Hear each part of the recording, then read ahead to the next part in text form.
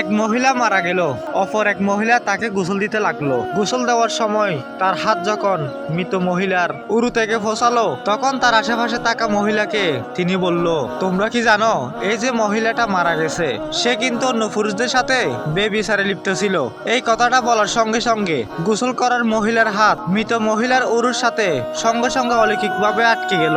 শত চেষ্টা করার পরেও হাত উরু থেকে আলাদা করা গেল না। এই সমস্যা দূর করার জন্য ইমাম মালিককে ডেকে আনা হলো। তিনি গোসল প্রদান করা মহিলাকে জিজ্ঞেস করলেন, তুমি যে মৃত ব্যক্তির নামে মিথ্যা অপবাদ দিয়েছ, এই বিষয়ে কি চারজন সাক্ষী দেখাতে পারবে? তিনি বললেন না। ইমাম মালিক বললেন, এই কুরআনুল কারিমের বিধান অনুযায়ী মৃত ব্যক্তিকে মিথ্যা অপবাদ দেওয়ার কারণে এই গোসল প্রদানকারী মহিলাকে 80টি বেতের বাড়ি দেওয়া হোক, তাকে 80টি বেতের আঘাত করা হোক। এই কথা বলার সঙ্গে সঙ্গে মৃত মহিলার উরু থেকে তার হাত সরে গেল। আল্লাহ আমাদের সকলকে এভাবে মিথ্যা অপবাদ দেওয়া থেকে হেফাজত করুক, আমিন।